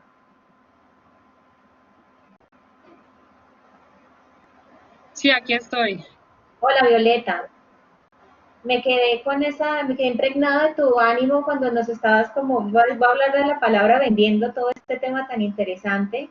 Y tengo una pregunta respecto a todo el tema de caracterización del contexto. Tú nos hablaste de unos contextos particulares, nos hablaste de unas universidades, pero ¿hay alguna relación o hay alguna determinación que hayan sido esas y no otras las que tú hayas elegido para tu estudio?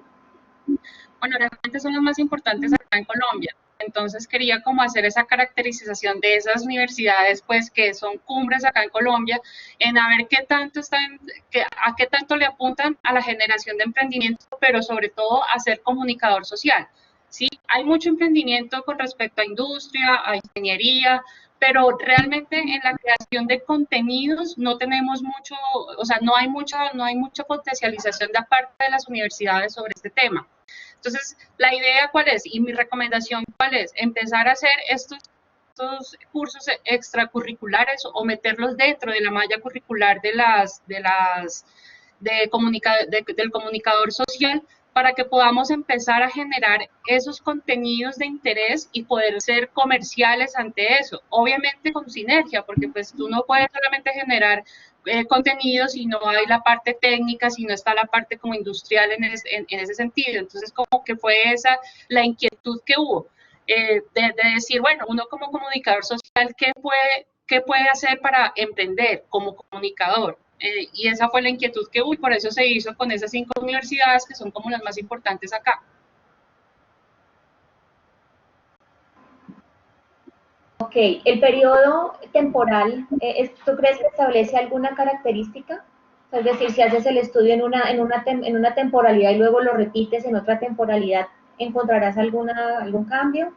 Claro que sí, mucho más ahorita con esto del COVID, pues yo creo que ya las universidades empezaron a decir, bueno, nos tenemos que cambiar la estructura de cómo nosotros estamos enseñando ahora. Y esa es una de mis recomendaciones. Mientras que la academia no se renueve en sus cosas, pues va a ser muy difícil que el emprendimiento en contenido se haga. Entonces ahorita con lo de la pandemia, ahorita que estamos utilizando la tecnología, que estamos haciendo esta clase de virtualidad, de estos congresos virtuales, pues yo creo que va a prender como la llamita de que la universidad, la academia más que todo se renueve y haga otras cosas que llamen la atención para que nosotros como profesionales en comunicación social y los que están estudiando y los que se gradúan como comunicadores pues tengan esa mañita de querer emprender. Listo, muchísimas gracias.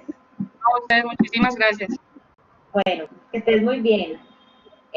Llamo a Oscar Javier, ¿él estará presente? Sí, sí, aquí estoy. Hola, ¿cómo vas? Hola. Bueno, Oscar, estamos con una diversidad temática que enriquece muchísimo el diálogo. Veo que tu tema se va más orientado hacia el tema de la fenomenología, el tema del análisis del discurso de la imagen. Quería preguntarte sobre esto, que es un universo apasionante, ¿sí? Y que tiene que ver con la interrelación de que un concepto te lleva a otro concepto y la definición de quién mira, de qué se mira, de si es el objeto, la imagen. Es un juego interesante. Quería saber el alcance que tiene tu proyecto y cuáles son como los marcos referenciales para que tú puedas decir este proyecto va a tener este alcance o va a tener esta ejecución. Bien, sí, hay unos alcances que de hecho como que en la misma indagación empiezan a emerger. Es decir, que realmente la reflexión es el tipo de reflexiones que empieza a surgir en aula, que luego en observatorios empieza pues ya se pone sobre la mesa y se discute, porque realmente el artículo o lo que el momento he revisado tiene que ver muy con la explicación del fenómeno interpretativo, ¿sí? Totalmente teórico, pero entonces en lo que emerge una primera reflexión que termina siendo conclusión del documento que yo he elaborado, y es, número uno, la importancia que tiene que tienen los estudiantes de dialogar con las imágenes. Es decir, somos por la actualidad, la contemporaneidad, no nos educan para leer imágenes. La educación artística en nuestros países, al menos en Colombia, a nivel de los niveles básicos de escuela, de colegio, es una educación subestimada. O sea, hacer arte, las clases de arte son una pérdida de tiempo, ¿no? Hay que hacer matemáticas, hay que hacer ciencias naturales. Creo que eso es como el característico de Latinoamérica. Y eso hace que más allá de que la gente vaya a ser artista, igual todo el mundo necesitamos una formación para poder cuestionar las imágenes. O sea, nosotros vemos noticias y no cuestionamos qué nos están mostrando. Vemos fotografías y asumimos que lo que está ahí es un hecho. O sea, no hay como una posibilidad de dialogar. Simplemente estamos a la deriva y somos totalmente indefensos en términos de relacionarnos con imagen. Entonces hay como una primera reflexión de este tipo de reflexiones sobre la interpretación, es lo importante que es para la formación no solo de los artistas, ahora sí hablando de los artistas, por ejemplo, ya en el nivel superior, saber o tener la capacidad, más que saber, es tener la capacidad de dialogar con las imágenes, de cuestionarlas, de cuestionar el cine, de cuestionar la fotografía, de cuestionar la noticia, más en este mundo del fake que estamos enfrentando. Nos divertimos con los fake, pero con las noticias falsas, pero hay un montón de gente que cree que son reales, y son muchas. O sea, nosotros de pronto en estos niveles académicos creo que ya estamos como armados, pero la gente se las cree. Entonces hay como un primer alcance que es ese llamado a atención de lo importante que es poder entablar diálogos con la imagen, dado a nivel interpretativo, y aquí es donde surge la fenomenología, por ejemplo, como para darnos una mano de entender cómo nos relacionamos con la imagen. Y ya en términos prácticos, por ejemplo, de gente de academia, por ejemplo, ha surgido un ejercicio que estamos implementando, y es, hay una imagen que he utilizado mucho ejemplo para esto, que es de Kino, de la serie de Gente en su sitio. Ustedes la recordarán, saben la gráfica de Kino, lo fabulosa que es. Entonces, es un náufrago en una isla así de chiquitica, o sea, tipo Kino, haciéndonos como en la claustrofobia de este pobre hombre metido ahí en una isla. Y ha mandado bueno, la pequeña isla está rodeada de botellas con mensajes. Y obviamente son imágenes muy chicas. Tenemos los referentes de Kino. ¿Cuál es el planteamiento? Que llegamos como a la conclusión de que el tipo realmente está incomunicado, a pesar de que hay muchas botellas. Entonces uno no sabe si es que todas las mandó él, es una posibilidad, o de pronto él mandó una y resulta que está metido en un mar que está plagado de botellas. Entonces aparecen como dos posibilidades interpretativas. Ahí es donde empieza el juego del diálogo. Pero más allá de eso, aparece como que él deja unos límites, es decir, que lo poquito que vemos es, no vemos el mar porque está lleno de botellas. Si yo pudiera ampliar la imagen, y ese es un ejercicio de aula con chicos de diseños, imagínese si él pudiera hablar, o sea, si usted abre los límites, los ancha más, los hace más anchos, ¿qué va a haber? ¿Va a haber mar? ¿Va a haber más botellas? ¿Va a ver que las botellas realmente están atrapadas en esa isla y hacia el exterior ya se fueron? O incluso pensarlo plásticamente. Yo no estoy viendo el mar, pero si estoy viendo una caricatura de Kino, voy a asumir que ese mar que se alcanzó a ver es azul o ha de mantener, y esa sería como la lógica interpretativa, ha de mantener la lógica de la estética que nos está ofreciendo Kino, es decir, blanco y negro y delineado. Entonces sí hay como unas puertas que se empiezan a abrir con respecto a este tipo de reflexiones, y es desde el punto interpretativo, ¿qué asumimos nosotros? ¿Qué diálogos entablamos con la imagen? Y desde el tipo ya creativo, de creación del diseñador es cómo yo puedo empezar a crear o a completar ese mundo fragmentado que me dio la imagen, y si esa compresión me da ya unas normas estéticas dadas por lo que sí veo. Unas normas estéticas y unas normas también figurativas. ¿Sí? Si yo asumo que más botellas, menos botellas. Algo así también lo hemos hecho con Magritte, con la lámpara filosófica, que lo vemos a él con la nariz deformada, y de fondo vemos como una vela que también se está deformando como una serpiente. Estamos viendo un fragmento, pero es como si queda la posibilidad creativa y los chicos lo tratan de reproducir así. Es, bueno, si yo entrara a esa alcoba y viera la cama, ¿cómo es esa cama? También tiene como unos elementos que se empiezan a curvar y empiezan a enredarse. Entonces hay unas posibilidades que de momento se están abriendo hasta ahora con este tipo de reflexión. Bueno, Oscar, muchas gracias. Esperamos leerte en las publicaciones de la Universidad de Palermo para poder establecer un diálogo también y pues esto no acaba, ¿no? Tal cual como planteas, el punto de vista y la mirada va variando y el diálogo puede ser muy largo y muy profundo. Te agradezco muchísimo. Genial, gracias. Bueno, quisiera saber si está Mariana.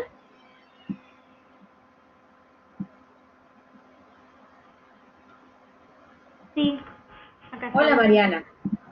Bueno, Mariana, con tu planteamiento hay muchas preguntas que me surgen.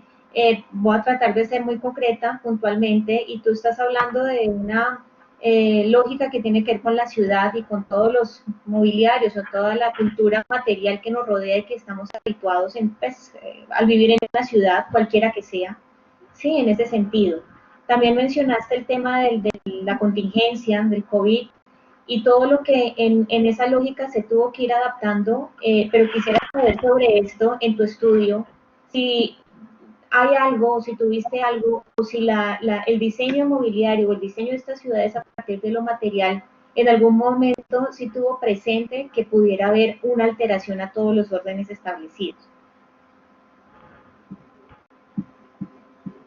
Sí, bueno, a ver, lo que se analizó fue justamente cómo a través del diseño urbano uno se puede ir adaptando a distintas situaciones, ¿sí? Como en esta constante transformación de las ciudades, uno utiliza el diseño urbano justamente para ir adaptando y resolviendo esas necesidades que la gente va priorizando.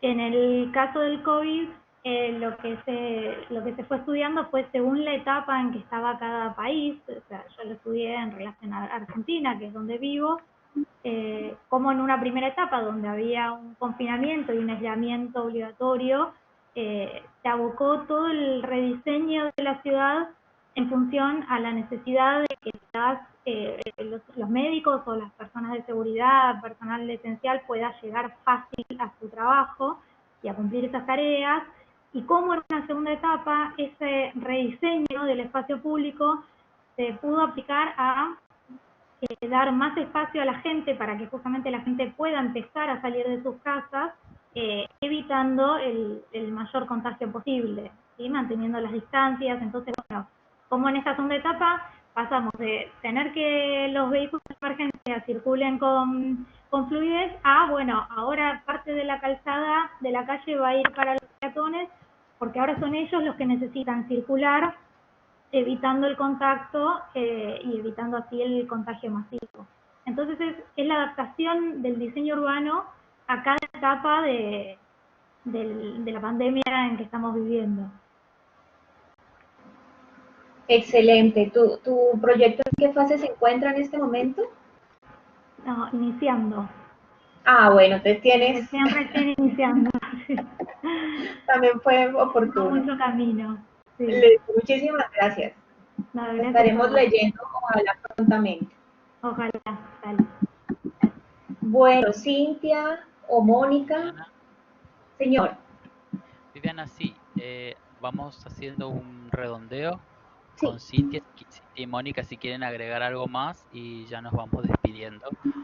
Bueno, listo. Viene otra comisión y yo quería hacer un breve anuncio después.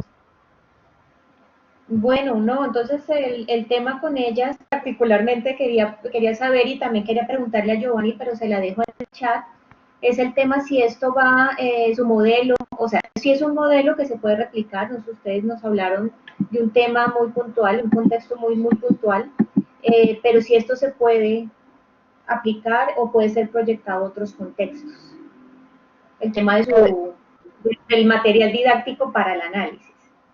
Sí, definitivamente sí se puede replicar, está como todo muy bien estructurado. Bueno, en cuanto a las infografías, todos los temas, muy claro, el diseñador fue Eric, entonces quedó muy bien especificado todo. También la parte se hizo una presentación con el ejemplo de Ibargüengoitia, y también pues la parte de los formatos están bien explicados, entonces sería como el paquete de estas tres partes para generar este material que puede ser replicado en donde sea, ¿no? Con todo gusto, si alguien lo requiere, pues con todo gusto nos lo piden y lo podemos compartir. Bueno, muchísimas gracias. Y bueno, ya para dar cierre, quisiera preguntarle a Giovanni sobre su investigación, pues obviamente ya es algo muy puntual y que tiene que ver con las denominaciones que vienen de otras disciplinas respecto a la clasificación o a la denominación de institucionalización. Tú hablas del tema del diseño de interiores, pero que tienen algunas variaciones con lo arquitectónico o con otras, digamos, variaciones de la disciplina del diseño, las disciplinas creativas, y que también está transversado por el origen, es decir, cuando hablamos de las escuelas iniciales que atraviesan estas definiciones y estas comprensiones. Entonces, para ser muy concreta, quería preguntarte en Ecuador sobre qué se establece, sobre una política pública, sobre un plan de gobierno en algún momento, si fue un acuerdo institucional entre agremiaciones, ¿cuál fue esa definición para poder dar ese nombre que tú remarcas mucho, que es el tema del diseño interior? Bueno, muchas gracias, Viviana. Yo ahí les comparto que, sí me escuchan, ¿no? Les comparto que hace algunos años atrás había mucha diversidad y heterogeneidad en realidad en torno a la nomenclatura de la disciplina como tal, desde diseño de interiores, espacios arquitectónicos y otras nomenclaturas. A partir del año 2010 aparece la Secretaría Nacional de Ciencia y Tecnología, que regula todos los entes a nivel universitario en el Ecuador, y parte de uno de sus principales objetivos era tratar de alinear aquellas heterogeneidades en la nomenclatura justamente de las disciplinas. Había muchísimas. En ese trabajo, yo recuerdo plenamente siendo parte de la administración académica de la escuela hoy Diseño de Interiores, en su momento, y es parte de la investigación también, yo recuerdo que se solicitó que el nombre se le cambiase a Arquitectura de Interiores, pero pertenecía a la Facultad de Diseño. Finalmente, para ser concreto, la CENESID, que es esta secretaría, colocó la nomenclatura oficial de la carrera en el Ecuador con el nombre de Diseño de Interiores, y esa era la nomenclatura con la que se iba a denominar en todas las carreras a nivel universitario en nuestro país. Es también parte de la investigación justamente encontrar cuáles son las decisiones que se tomaron, cuáles fueron los insumos que estuvieron ahí dentro para quedarse finalmente con esa nomenclatura. Eso a tu respuesta, Amelia. Como todo se puede dar más, esperemos tener en algún tipo de conversación más adelante para estos temas. Muchas gracias, Giovanni. Bueno, a todos los expositores y los asistentes les damos las gracias por estar aquí en este espacio de adaptación y de flexibilidad a todas las dinámicas que nos plantea hoy estos nuevos encuentros. Esperamos que todo haya sido, digamos, de apertura, sobre todo porque queda el contacto abierto para poderlo hacer, invitaciones para que publiquen, para que hagan toda esta socialización de sus ideas para poderlas ver un poco más a profundidad. Y muchísimas gracias por estar en esta comisión, la número 17. Bueno, quiero agradecer en nombre de la Universidad de Palermo, tanto a la coordinadora Viviana, que compartió con nosotros, que dirigió esta comisión A17 Estudios Académicos, agradecer a todos los expositores y a todos los participantes que nos acompañaron. Y les recordamos que todas las comisiones de la semana se graban y estarán disponibles y subidas en nuestro sitio web a partir de la mitad de agosto. Así que tengan una linda jornada a todos.